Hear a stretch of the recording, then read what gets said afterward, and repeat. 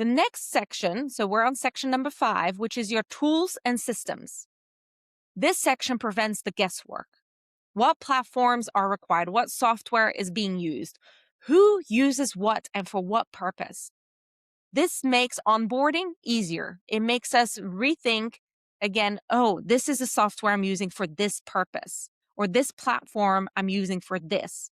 Because when you're starting off, and especially as an entrepreneur, I know I've made that mistake, is where you start clicking saying, oh, I need QuickBooks for this, or I need Riverside for this, or I need Zoom for this. But what you forget to do is documenting the purpose and what it's used for. So now this makes onboarding easier, but it keeps you on track as an individual contributor, as an entrepreneur, as a leader as well. It reduces errors and it protects consistency as tools evolve. And if you ever hired someone and thought, or even thought about it yourself, why does this feel harder than it should be? It's usually because this section does not exist. So now, let's keep thinking through this, right? So as we're progressing through the SOP, the next section is the process overview. This is high level. This is a high level narrative. What happens from start to finish? This is not your detailed step by step. It's just the flow.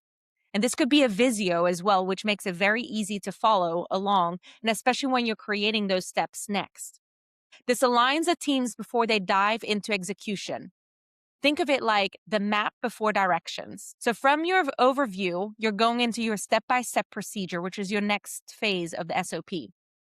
Now we get tactical. And each step includes your step, your description, the owner, the inputs, and the outputs. This is what creates the items that are repeatable. This will allow someone else to step in confidently. So when you're walking away, or you're going on vacation with your family, or you need a mental health day, this is your time where somebody else can step in because you're able to give them that SOP and give it to them on a silver platter and say, here, do this for me. And this is what removes the everything lives in my head problem. The next step is your decision points and exceptions. So this is one of the most overlooked sections in SOPs because not everything follows a standard path. What happens when a client submits incomplete information? If you don't document this, the person who you're giving your SOP to will not know what the expectations are, and it will come back to you where you will end up saying, oh yeah, I'll do it. It's faster. Include when a deadline changes or when a tool fails or when a stakeholder pushes back. Think through what are your roadblocks? What do you experience that you need to document? So that way anyone can really take on and know at least what steps to take when a decision point needs to be made or an exception has to be followed. When decision points are documented, teams don't freeze, they act confidently. This reduces escalation, it increases ownership, and it protects the flow. How do we know that the SOP actually worked? How do we know that the flow that you put in place is actually working?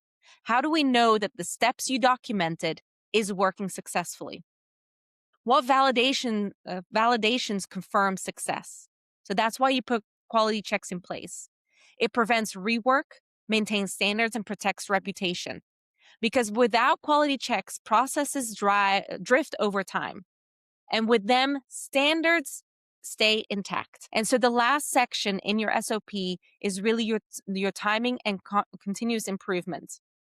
When does this happen? How often? What documents does this connect to? And finally, how does this evolve? The continuous improvement section is critical because SOPs are not static.